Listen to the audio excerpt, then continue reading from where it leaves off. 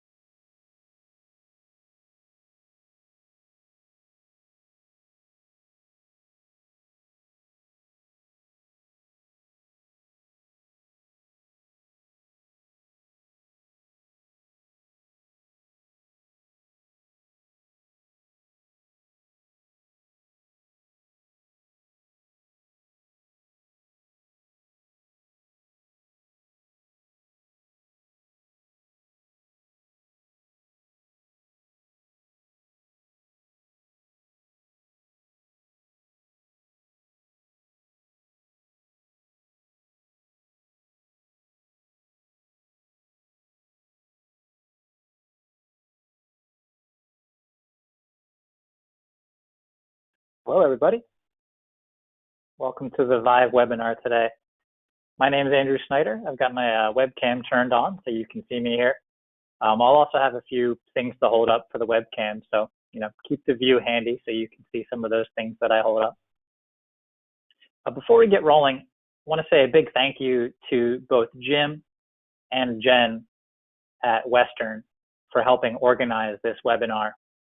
They reached out to all of you and frankly have been doing an excellent job trying to offer educational materials, working with me and various other Lutron people to try to bring information to you that we find useful. So today, what we've organized is a session on our Vive wireless lighting control system.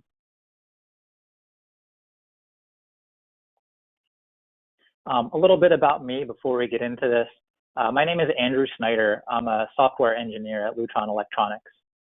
I'm based in Irvine, California, and prior to my 2 years that I've spent here, I've been back at Pennsylvania in our Coopersburg, Pennsylvania headquarters as a software engineer for 11 years, working on the various products you see on the screen here. So some of them that you might recognize, the Vive devices in the bottom right. I worked on the software design of those. The shades, I spent 4 years of my Lutron career working on our motorized shades, and a new device that you may or may not recognize in the top center is our Aurora rotary dimmer. This is for smart bulb control of Philips Hue smart bulbs.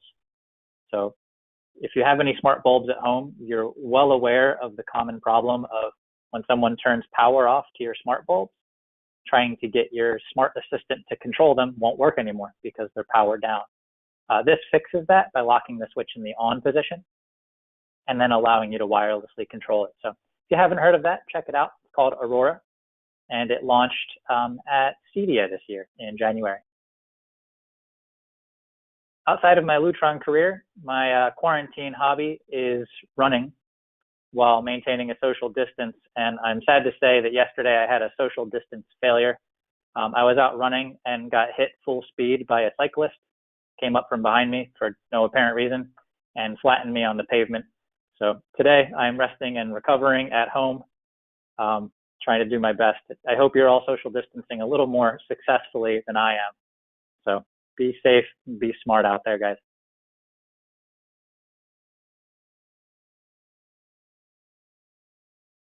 So the agenda for our Vive lighting control discussion today, we're going to cover these topics. We're going to start with kind of why lighting control in general. We're going to move on to the challenges facing electrical contractors today. Then we're going to get into some specifics about the Vive system regarding why Vive to solve these challenges. For any of you who are already familiar with Vive, the fourth topic, what's new in Vive, will be particularly interesting. There's a lot of innovations coming out from Lutron in Vive, and just in the past year, I've got a laundry list of new things to share with you. So if you're already familiar with Vive, stay tuned for that section. I think you'll like it. We'll get near the home stretch and talk about some tools and resources to take home with you, and then we'll wrap it all up at the end. But before we get into the content, I do want to kind of give a lay of the land of the webinar. I'm going to be sharing my video the whole time so you can see me.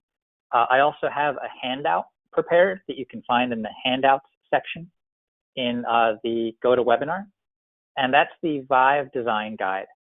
This is a very handy design guide. I use it all the time.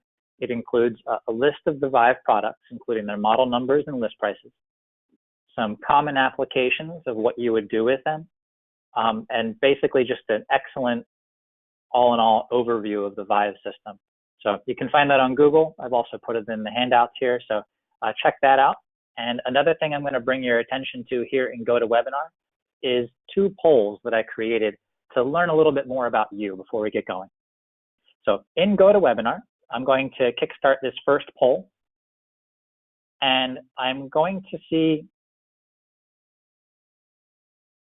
how familiar you are with the Vive system. I've got 5 answers here, and I invite you to look over to the polls and select which one of these 5 answers indicates how familiar you are with Vive.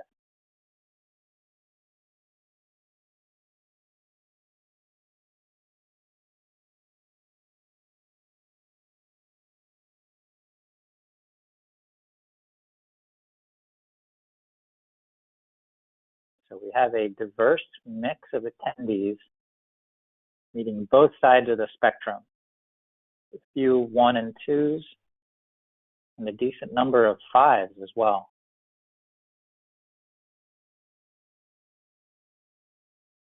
Yes, this will be a fun audience then. We'll try to both cover the basics for those of you who aren't familiar with it, but also get into some advanced topics for those of you who are familiar.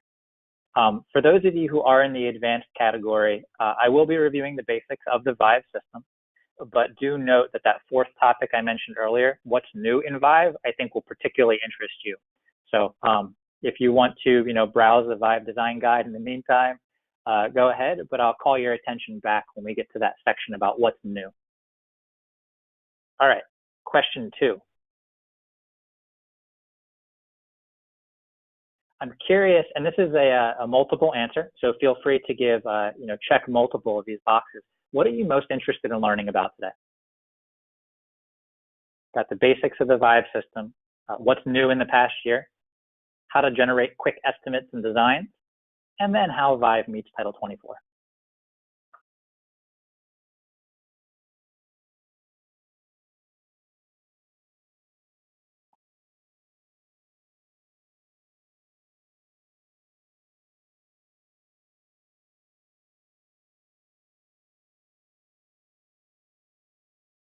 Cool, we've got a fairly even mix of interest here. Front runner seems to be how to generate quick estimates and designs, which is great news, frankly. Last week, I believe it was, I led a webinar on our quick estimate and design tool with Western. And that's not something I had planned on getting into depth today, but given the strong interest in it, I think I'm going to take a departure and go into that. So that's great news. Thank you for sharing that with me. The what's new in Vive also seemed to gather a lot of responses. So this is great information. Thank you guys for participating in the polls, and that will help me deliver something that's a little more catered to you. So let's start things off with why lighting control in general. There's 2 reasons regarding why lighting control. Number 1, energy codes require lighting controls. So most states and provinces across the US and Canada have energy codes requiring control that are updated quite often. And on the right-hand side here, you can see different states across the US with kind of the aggressiveness of the energy codes.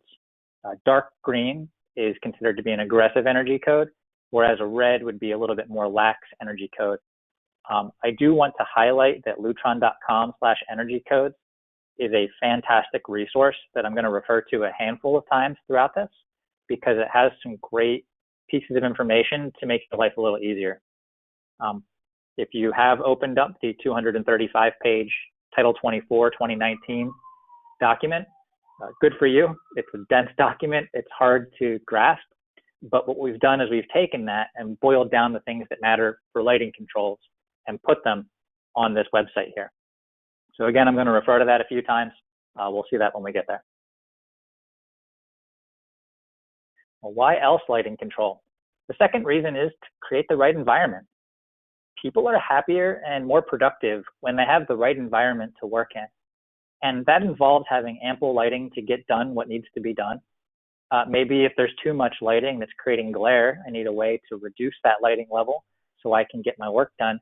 But long story short, I need the right environment to work in, and lighting control helps create that. So two reasons of why lighting control are to meet energy codes and to create the right environment. So let's move on to some challenges facing electrical contractors today. There are 4 challenges that we were able to find. Number 1, there's more demand for skilled labor in the electrical contractor market today. ECs are being asked for faster time to completion. There's more changes and uncertainty throughout the project process. For example, maybe that lighting fixture that was supposed to be dimmable isn't. A different fixture showed up on site. Maybe I need to work with that. We'll get into a few examples there. And also energy codes keep getting stricter and stricter, and customers have increased requirements as well. So these are some constraints that electrical contractors run into day to day. Wireless lighting control helps by allowing faster install time, overcoming unexpected changes in the project design process, allowing you to get more accomplished with less time and less materials. So let's talk about how Vive's wireless system allows that. Number 1, Vive Wireless installs 70% faster than wired systems. So here on the left, you see a standard wired switch, and on the right, you see a Lutron wireless Pico remote. The wireless Pico remote is featured in all of Lutron's systems, including residentially and commercially, especially in Vive. And how we can back up this 70% number is we hired an electrical contractor to do a test install in a room that we put together. And in this room, they did a wired install for the lighting controls. And then we removed that, started from scratch, and did a wireless install. We have this video available on YouTube with the little timer on the bottom showing how long it takes. And long story short, a wireless solution installs 70% faster than a comparable wired solution.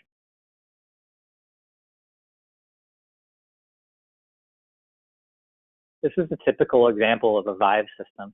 And I'll bring your attention to the top left here, where you see that small green power pack that Lutron calls a POW pack.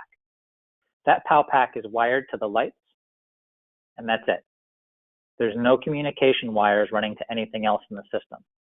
So I'll bring your attention to the left center, where you can see that small white box on the wall. That's our Lutron Pico remote. I have a few of them here, so if you can refer to the webcam, Pico remote looks like this guy here, and it can be mounted inside of a wall box as shown on the screen, allowing reliable wireless communication to the POW pack. I've also shown an occupancy sensor on the right-hand side here because you need more than just the manual control for full energy code compliant design. All of the communication in the Vive system is wireless.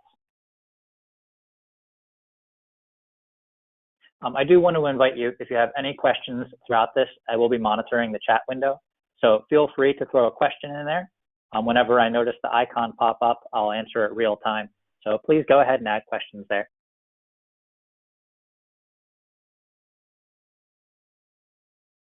So talking a little more about our Vive wireless. Our wireless is a differentiator. It is different than the competition. It just works. This is a photo of Joel Spira, the founder of Lutron and the inventor of the solid state dimmer, shown with the Pico. He was particularly proud of the Pico design, and as I mentioned, it's used all across the board in Lutron's residential and commercial systems. The Pico can be used handheld, as shown on the left, It can be mounted in a standard opening on a wall, not cut into the wall box. You don't have to get a saw out or anything like that, just mounted there, surface mount, and that's shown in the center there.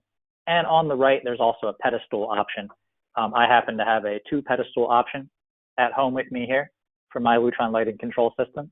It's a nice weighty pedestal. It actually has a slab of metal in the bottom, so it's weighted. Feels pretty nice.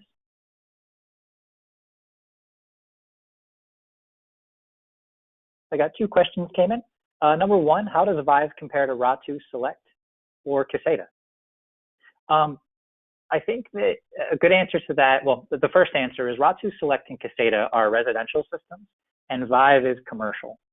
So especially here in California, you're going to see certain requirements for commercial buildings that don't exist residentially, such as demand response, maybe backnet communication with the building management system. Those things are supported in the Vive system and don't exist over in RA2 Select or Caseta or any of our residential systems. So Vive is our wireless control system for commercial, and you can kind of think of it like the commercial cousin of RA2 Select and Caseta. The next question, are you recording this session? Yes, good question. I should have mentioned this earlier. This session will be recorded, and one day after our session today, a link is going to be sent to you from Western with the link to the recording. So thank you for asking that.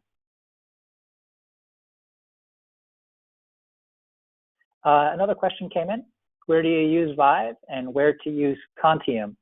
I'm not sure what Contium is. Maybe that was a typo. So where to use Vive, we'll certainly get into some application examples of Vive.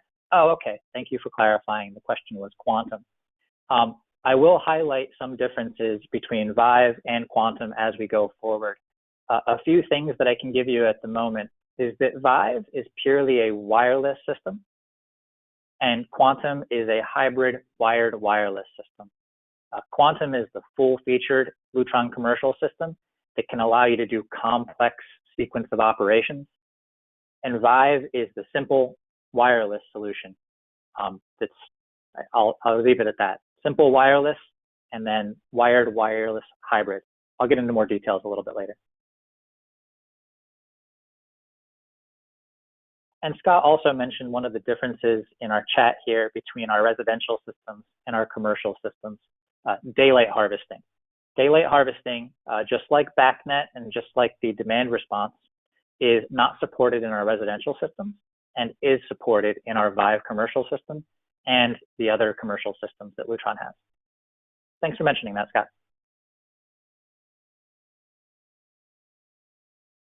Good questions, guys. Keep them coming. So Lutron's wireless. I worked on the development teams for a lot of our wireless products. I'm happy to get into details here, but I'll give you some of the background. Lutron's been in the wireless lighting control business since 1996. That's when we launched our first wireless control system. The design mandate was that this must be as reliable as a wired system, which is clearly hard to do. So when we got into the development of our wireless solution, we spent a long time going around the world, monitoring the wireless situation in different areas and developing technology so that it, quote, always works. That statement means a lot. It's a simple statement, but we really, really mean it. And just to give you one example, think about other wireless solutions that exist in your life today. I'm using Bluetooth right now, for example. Bluetooth was designed for audio streaming. And when they designed Bluetooth for audio streaming, they made some design trade-offs saying that, hey, if my microwave is running and that causes RF interference, what should Bluetooth do? Well, Bluetooth is optimized for real-time communication, meaning if it misses a second or two of what I say or misses a word of what I say, Bluetooth is not going to back up and get that word and play it. It's going to skip over it because it's more important for you to hear what I'm saying right now. Keep up with me real time. Now imagine we use Bluetooth for lighting control. We don't, but let's imagine that we do. You have 2 rooms next to each other. They both have wireless controls. and you walk into the first room. The occupancy sensor sees you, tries to send a message to the system, but there's other RF devices talking at the moment. So Bluetooth, being optimized for real-time communication, says, I dropped the packet, but no big deal. I'll just wait for the latest information to come in. So your lights don't come on. Meanwhile, room 2 is working fine because that's the latest information. It's optimizing a wireless protocol. There's always trade-offs to be made. We, Lutron, developed our RF communication for lighting control. We have intense redundancy built in so that when you walk into a room or you open the door. Back in Pennsylvania, I had a basement. I understand they're not as common here in California, but when I would go down into my basement, the occupancy sensor would see me and it would come on all the time. Alternatively, walking down those stairs in the dark would be a safety issue. So we know that lighting controls are critically important, and they must be as reliable as a wired system if we're going to deliver a wireless solution. So I invite you to try Lutron's wireless. We use the same wireless in our residential and commercial systems. So a simple way for you to test this would be to pick up a Lutron Caseta lamp dimmer. It's something simple you can plug into the wall, and a Pico. It's a pretty cheap solution that would allow you wireless control of your lights at home. It's the same Pico that's used in Vive, and give it a shot. I mean, literally walk down the block and call somebody else in your house and see when your Pico stops working. It's got an excellent range. It lasts very, very far, and as reliable as a wired system is something that we stand behind. We have 5 million plus wireless systems deployed in the field and over 20 years experience manufacturing wireless devices. This is a big differentiator for the Vive system.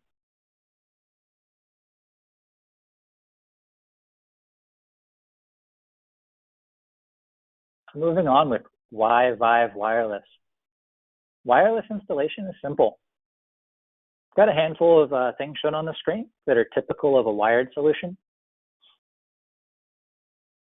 And none of these are required for a wireless solution. Much more simple, much less labor required, much less materials required. And I'm going to give you an example of how that practically affects your job. So let's look at this example. Here I have a classroom, 2 doors on the right-hand side, and you can see up at the door closest to the chalkboard, I have a Pico wireless remote on the wall.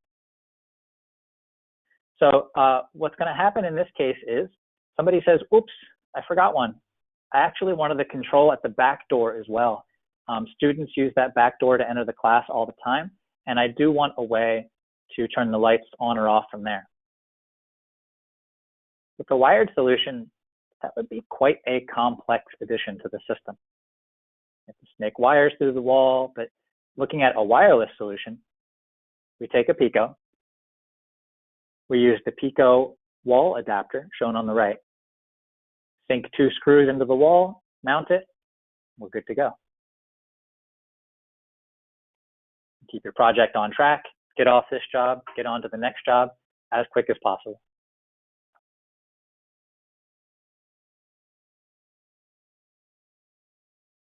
Another reason to use Vive Wireless is to do more with less. So a tool manufacturer's recent survey found nearly 7 in 10 electricians are concerned about the skills gap in the US labor market. The Vive system is simple. This allows you to get more done with the team that you have. You can get off the current project and on to the next project, allowing you to get more projects done, hence more profit. I know simple is a subjective word. The programming of the Vive system being simple is something we can back up pretty definitively. We have some simple, in a live demo, I could show you some of the programming screens, but I'll describe them here with some screenshots instead. This is something we've given to many contractors who've never heard of the Vive system and just said, give it a shot, see how it works. My favorite example of that is one particular contractor who is planning on doing a lot of business with Lutron moving forward on a series of projects said, I think I can tackle this, but it'd be really nice if you guys can come out and help me with this first job. So they asked me personally to drive about 2.5 hours north to go to their first job and just help them for a day or two to get this Vive system started. They had a skilled group of contractors who frankly weren't tech people. They weren't great with using, computers or apps on their phone, and they said, just, walk us through it, please. When I arrived on site, they were done. So I drove 2 hours. I got a hotel. I woke up early in the morning because they like to start early. I showed up and they said, actually, we opened the app and it just walked us through it. We finished the programming. We were wondering if you can look it over for us. I have to admit I was a little frustrated. Driving that far for nothing is frustrating, but I was on the design side of a lot of these things, and it's immensely positive to learn that people find it simple. We have a team of people, obviously engineers back at our headquarters, but also user experience people who walk through all the steps that are going to be done and work aggressively to simplify it. The Vive setup is simple.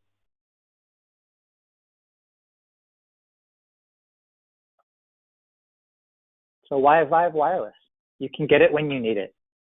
It's available. So we found this article in Electrical Contractor magazine that asked contractors for their top 3 reasons to select a brand.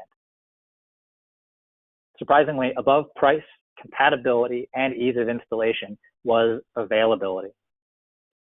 I'm happy to say that Vive is available on shelves at thousands of electrical distributors in the US and Canada. And for the things that aren't available or aren't in stock, 2-day lead times from Lutron are the standard.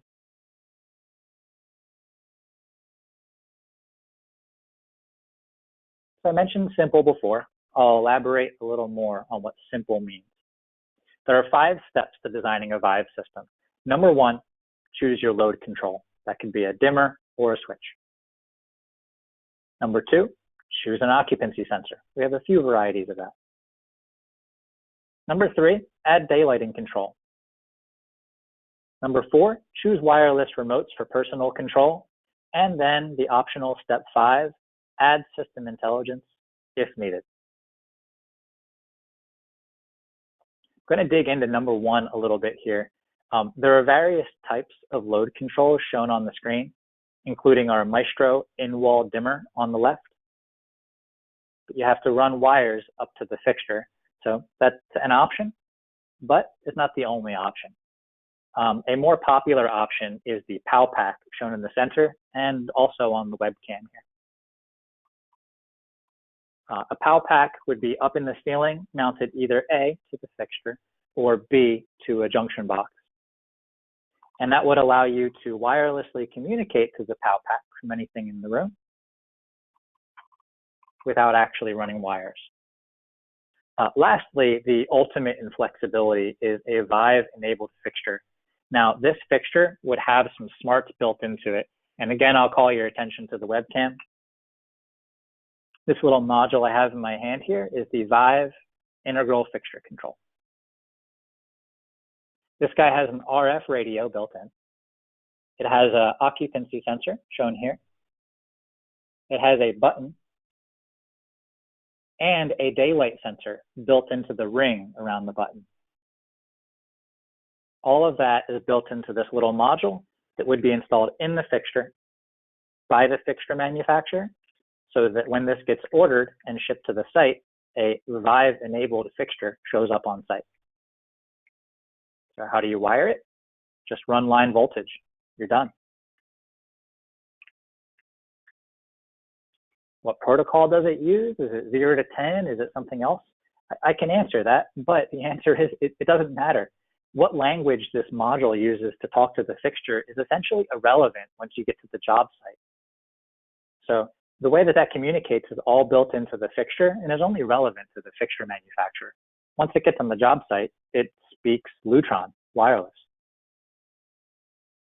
So that's load controllers in a nutshell. The rest of them are relatively self-explanatory, although I'll dig into step 5, the optional intelligence, a little bit later.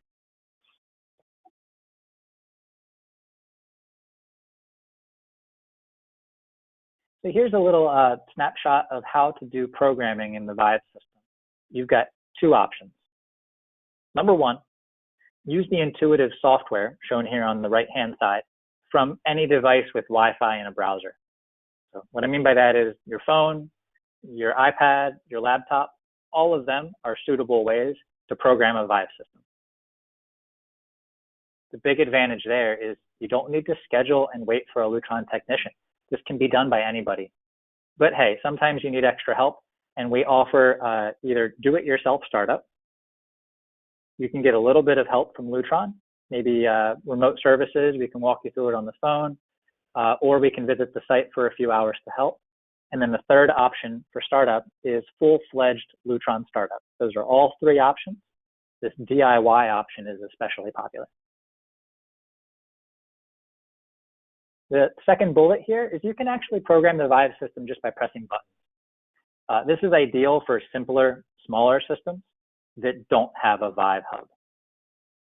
If you don't have a Vive hub, you don't have the app accessible to you, and so pushing buttons on the devices to associate them would be the only option. But no matter which one of these two you use, I highly recommend using a green laser. If you're not familiar with this, this is especially exciting. Any kind of green laser you can find online can be used to activate any ceiling mounted device, whether you're programming your system with the app or with button presses. So as a software engineer, I try to simplify the things that are repetitive in my life, and climbing up and down the ladder and moving it all over the room, that's just annoying. There's got to be a better way. So what we've done here is every ceiling or wall mounted device, well, these devices shown on the screen, can be activated with a green laser. So with this standard green laser that I have here in my hand, you can shine that in a hole in any one of these devices shown on the screen. And it does the same exact thing as if you were to hold the button for a few seconds to activate it. So once you mount these, you can activate them from the floor. On the left here, I show the ceiling mount aux sensor. You can easily see the hole in the image there that you shine the laser into.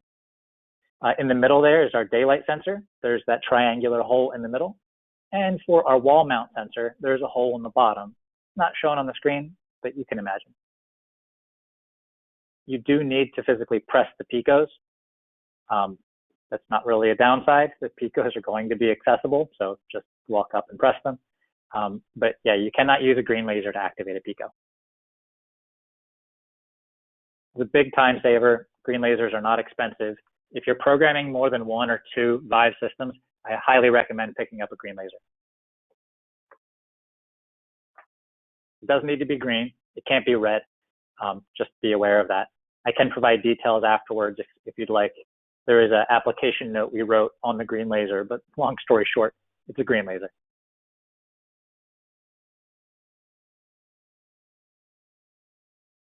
And here's one of the biggest reasons that Vive has been especially popular with contractors.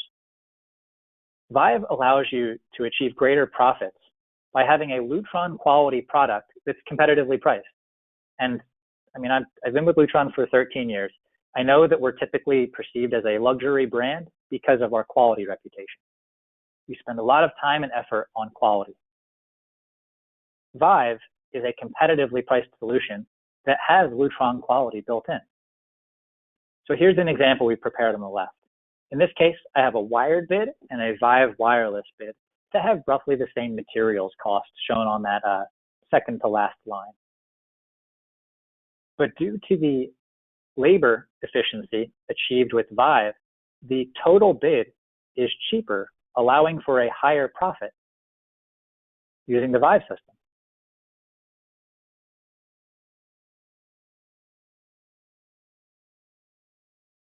Scott just called out something in the chat that I want to call out here. Back on our programming screen, there was an important note with the setup. When using the Vive app is intelligent enough to help you find fixtures that are close to you. And if you're going to set up your first Vive system, you may never notice this. And that's frankly what I believe is the best technology. I don't want to think something's techie when I use it. I want it to be simple and just work. So the Vive system will, when you go to add a new device, it will find the devices that are close to you in proximity. So imagine you have 200 devices in your system and you're just getting started setting it up. Would you like a list of 200 devices and have to pick the 5 that are in your room? Or would you like a list of the 8 devices that are closest to you, which include the 5 in your room? Well, we give you a list of devices that are close, and if that doesn't include what you want, you can hit continue searching to get an expanded list. Awesome feature. You'll probably never notice it unless we bring your attention to it, but thank you, Scott, for calling that out. That is a powerful feature.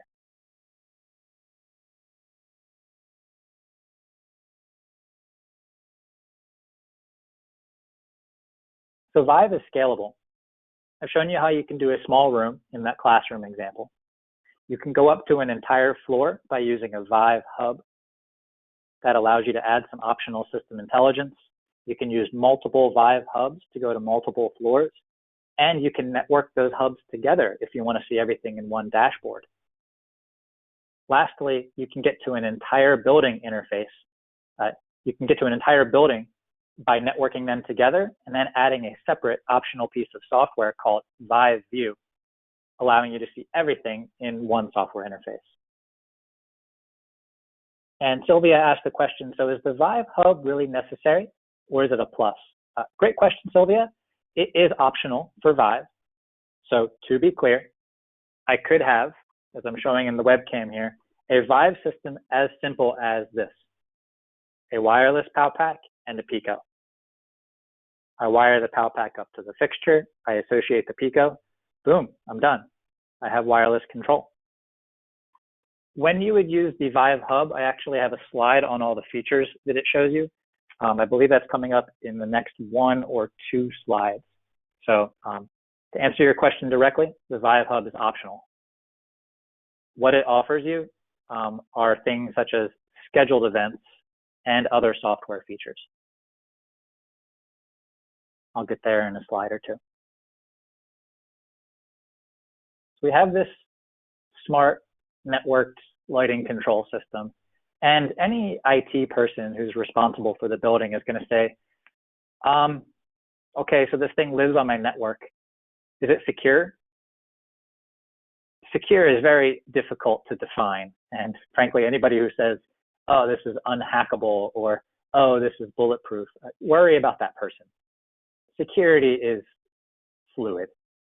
What we've done is we've built security into the process of our product development.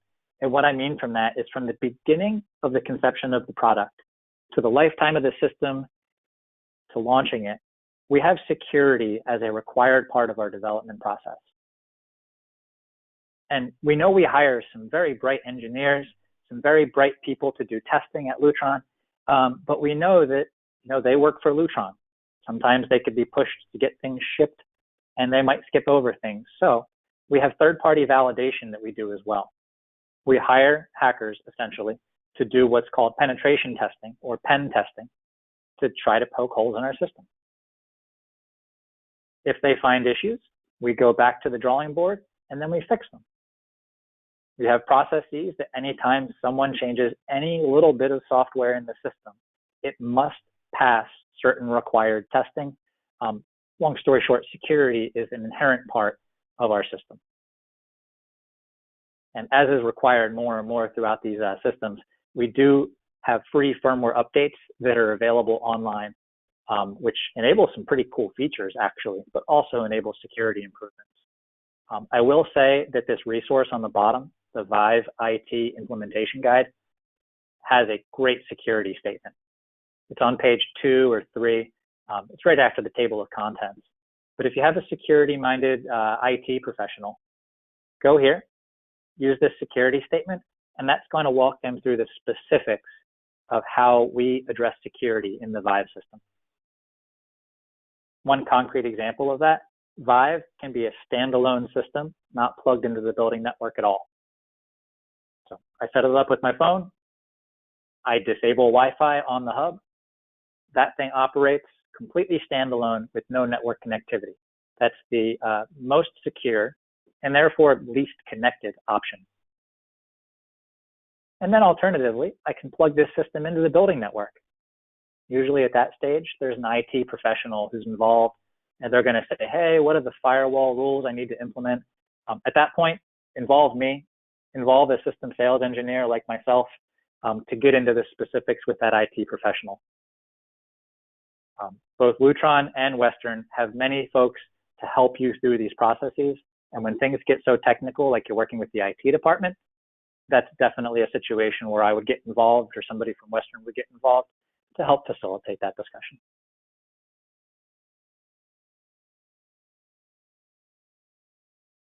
Okay, Sylvia, as promised, here are the additional features that the hub enables. So again, the hub is optional. If you add the hub, here's what you get. You get time clock scheduled events. So this is required here in California for certain buildings. So this is particularly important, and that's why I mentioned it first. Number two, energy monitoring. So we know how much power would be used if you turned all your lights on at 100%. So we use that as the baseline. Over here on the right, you can see I'm using 95% of energy based on that small energy graphic. And that means I'm saving 5% energy somehow. I can click on that and see some details, see the breakdown of the rooms and such like that. But energy monitoring is supported with the hub. This third bullet is also especially important here in California: demand response, aka load shed.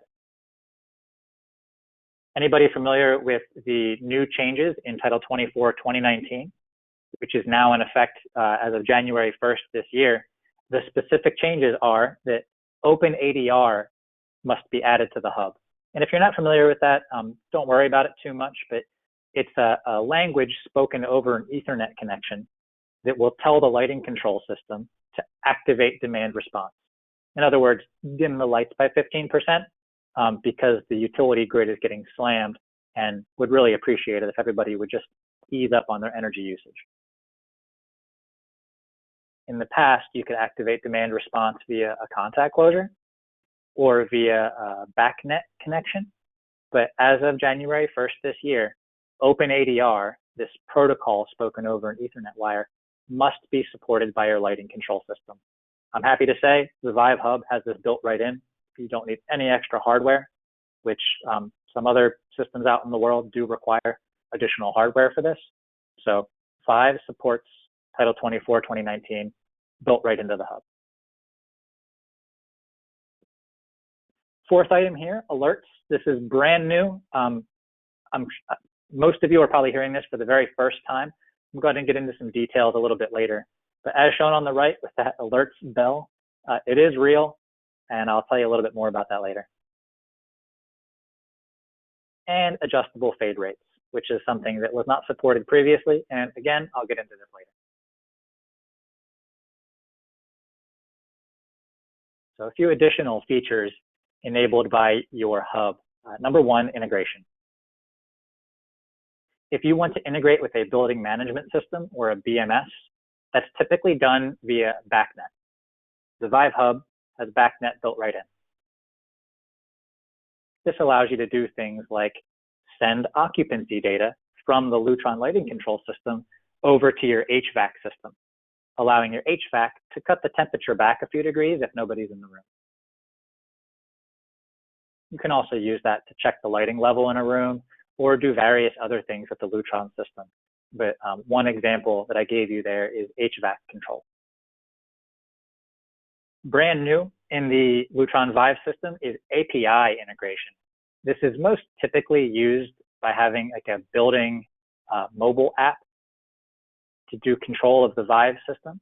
It's not typically done by like an integrator on site with a touch screen or something. So generally the way the API integration works is if you have a customer that wants it, they're going to ask for it by name. And if they don't know what API integration is, they probably don't want it. So just be aware, we've been getting a lot of requests for this. It is available. And if you need details on what API means, reach out to somebody from Western, reach out to me. We're happy to help you. And then also we have contact closure outputs mentioned there in that second bullet on the left. So if you want to do things like trigger a third-party system based on a Pico button press or based on occupancy sensor status, those CCOs would be particularly helpful for you. Over on the right-hand side here, we have cloud backup enabled in the Vive system that can optionally be disabled if you'd like. This is particularly useful in one application that I worked on where there was a plumber that was working in the area above the Vive hub. In doing their work, they were soldering something and the solder dripped into the Ethernet port on the back of the Vive hub, causing electrical damage. So in this case, because of the cloud backup, the customer was able to contact Lutron. We were able to retrieve their cloud backup, deploy it to another hub, and send that to them. The big advantage there is when it gets on site, they remove the old damaged hub, replace it with the new fixed hub, and ta-da, everything just works, no reprogramming needed.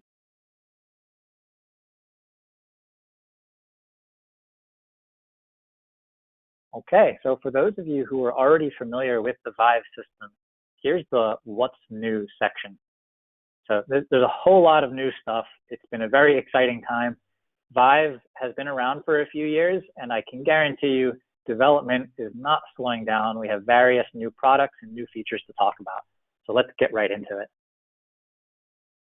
I've got 6 that I want to share with you, including more granularity for scheduled events, alerts, range extension, adjustable fade rates, a brand new product, and a useful PDF report available right in the Vive app.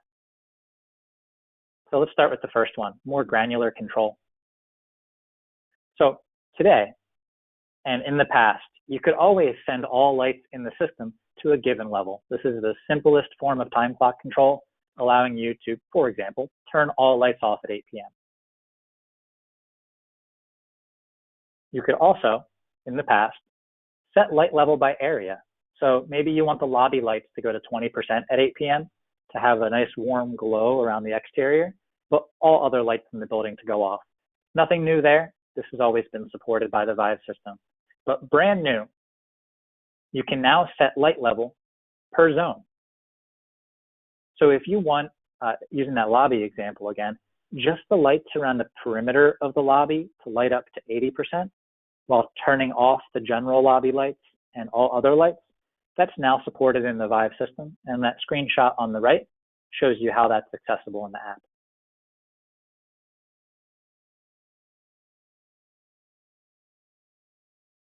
Next new feature, alerts.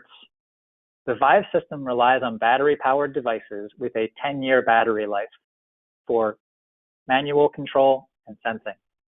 Happy to say we now have alerts for low or dead batteries, missing devices, and if there happened to be some kind of a programming failure. Maybe you tried to send programming to the device, but it wasn't within range or something else happened. These will all appear as alerts in the Vive app as shown there on the right.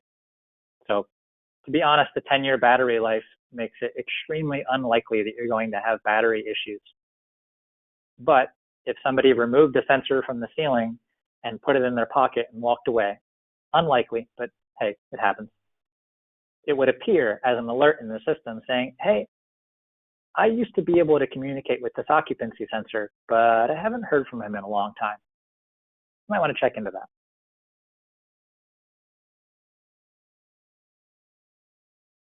All right, new feature number 3, occupancy sensor range extension.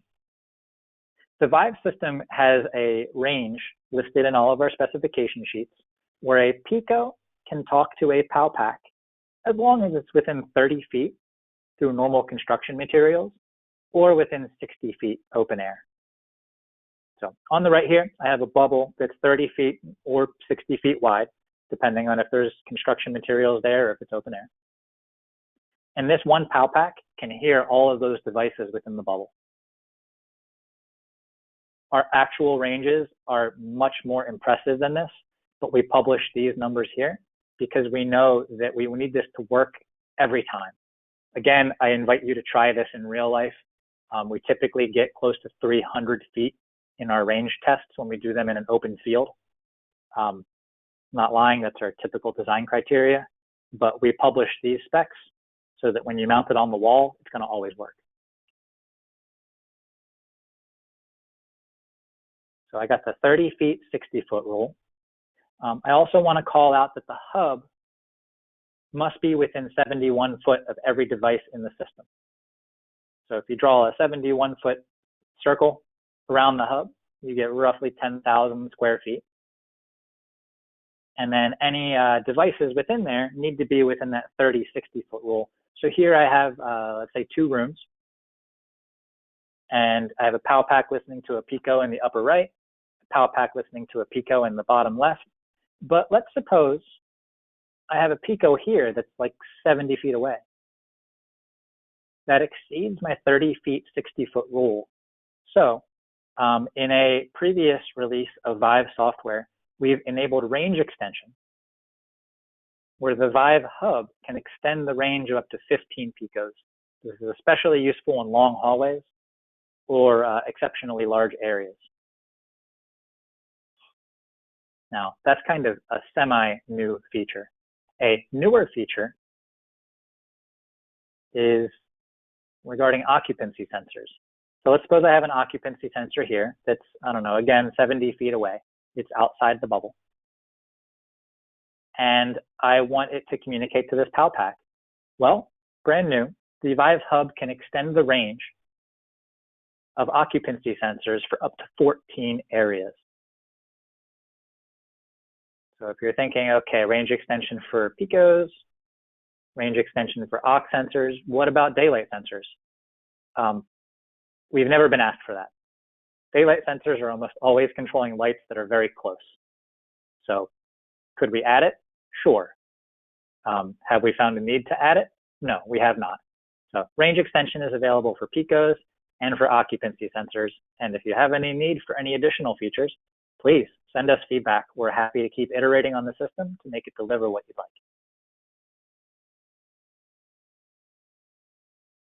Next new feature, adjustable fade rates. So in the past, dimmed lights controlled by Vive would smoothly fade to their new level over 2 seconds, like so. So that's a 2-second animation I showed on the screen there. And that might be too quick, for example, in a restaurant.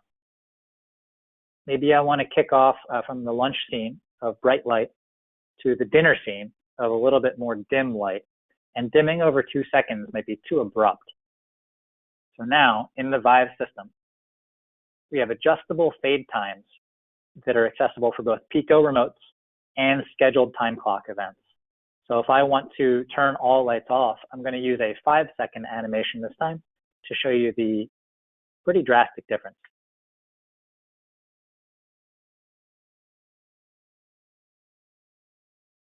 That's just 5 seconds. You can go up to 90 seconds with all load controls in the Lutron system, and you can go up to actually a few hours depending on what you have. So adjustable fade times are now supported in the Vive system. New product. So I've got this new product held up in front of the screen here. This is our 0 to 10 volt Maestro in-wall sensor dimmer. I know it's a mouthful, but it's descriptive. Controls 0 to 10 volt loads. It's got the Maestro aesthetic. You build it in the wall, and it also is available in a switching only option. So why did we come out with this? Well, in the past, you could have a solution as shown on the right here that does the same exact thing. I have a POW pack attached to the lights. I have an occupancy sensor on the ceiling and a Pico remote. This is ideal and still used, frankly, a majority of the time because I don't have to run wires. But in a retrofit application where you already have wires, it might be ideal to have a wall control and then run wires up the wall. So we built all 3 of those devices, the load controller, the sensor, and the wall control, into this one package shown here on the bottom. It's a brand new device. It has an RF radio built in, so it can talk to the Vive system, and it's ideal for those retrofit applications. I did mention earlier, and I'll mention it again, it's available in a switching only option too.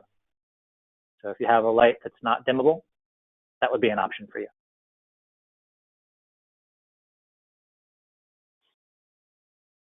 All right, new as of November last year, Open ADR support. I mentioned briefly that this is required by Title 24, and I'm happy to get into details if anybody wants to follow up with me. But what I'll refer you to is Google. I personally published this application note here that has some details about OpenADR and Lutron commercial systems. So if you Google Lutron OpenADR, you'll find this guy. Vive supports it. Nice and simple, trying to keep it easy for you.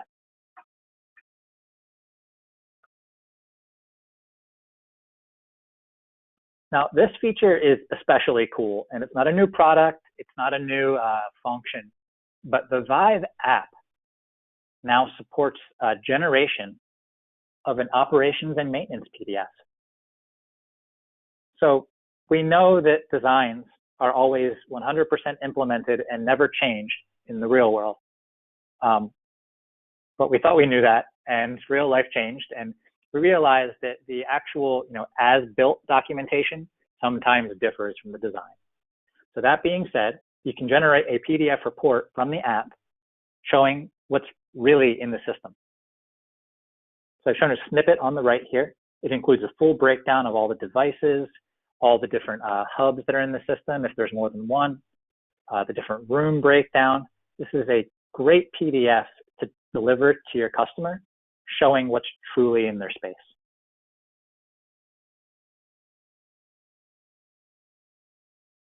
So that's the last of the new features that I wanted to share with you. We're always iterating. There's more stuff on the docket to come out, but those are a few ones I thought you'd be interested in. So we have now entered the home stretch. I saw a question pop up here. Are we going to have an after-hour feature like the graphic eye? Barry, there's no plans I'm aware of to add an after-hours feature, and this is a challenging one.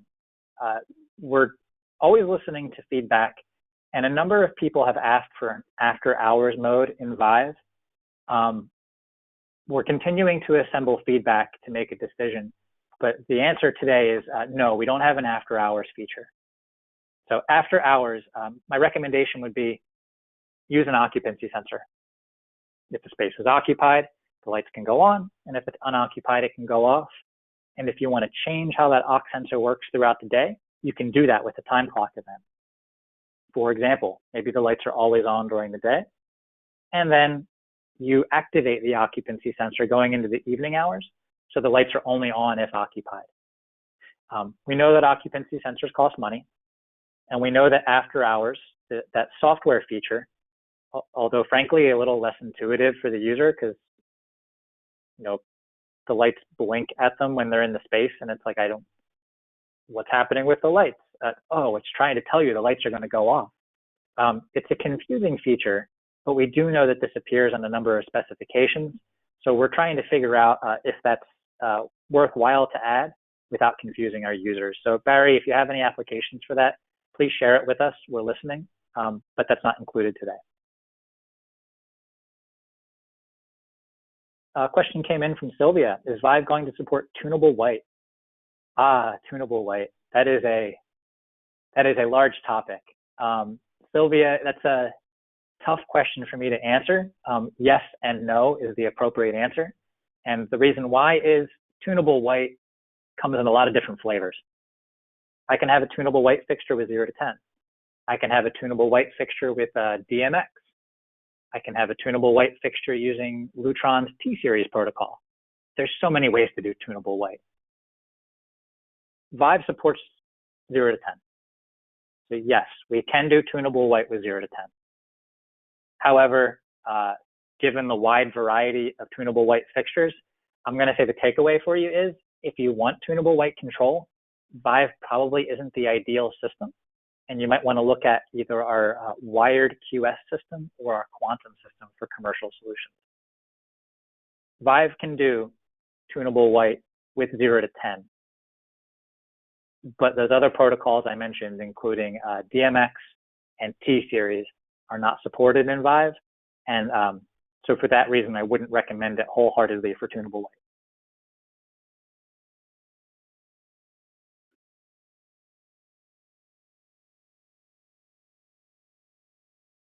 So I've included a handful of testimonials here, basically trying to show that this is not something that, obviously I'm opinionated. I worked on this system, but we have some examples here. You know, it just works from Pat Henry at Franklin and Marshall. That's what we're going for. That's really what we're going for. And we want this thing to be bulletproof in all the applications you're using it. I'll give you a few examples here.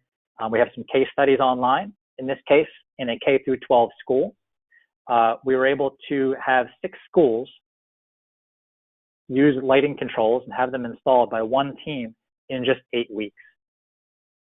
Now that is an aggressive timeline, and we were able to achieve that with the flexibility I described earlier. Our friend Pat Henry again, I pulled up his quote earlier.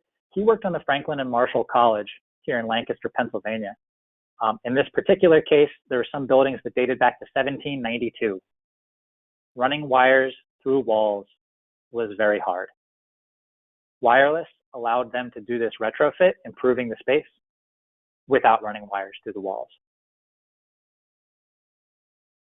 So those are just a few applications. I realize I'm up against the 12 o'clock, so I'm going to skip through the last applications, and I'm going to wrap things up with a few takeaways for you.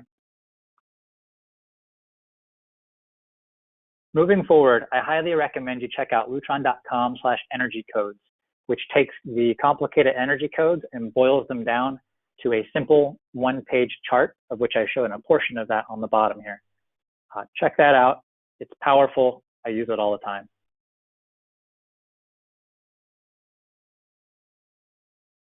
Lighting controls allow you to meet energy codes and create the right environment in the space. It delivers on the challenges facing electrical contractors today, including a simple interface to meet the demand for more skilled labor, allowing you to achieve faster timelines and increased profits. The Vive wireless system installs faster, allowing you to overcome unexpected situations, and is scalable. The Quest D software, which we didn't get into today, but I'm happy to lead a further webinar or direct you to a previously recorded webinar that Western has. We'll get that out to you guys, which is an awesome tool that Lutron developed for quick estimation and design. We also have a Designer Plus software package that allows you to do detailed designs, primarily done by the experts at Western. And of course, 24/7, 365 tech support based in Las Vegas and Coopersburg, Pennsylvania. So thanks so much for your attention, everybody. Again, my name is Andrew Snyder. Please feel free to reach out to me at asnyder@lutron.com. Or reach out to anybody at Western that you work with, and we'll help you on your following designs. This webinar, a recording of it, will be sent out to all of you one day from now. If you have any questions, please don't hesitate to reach out. It's great talking with you all. I hope you enjoy the rest of your day, and I'll talk to you soon. Thank you.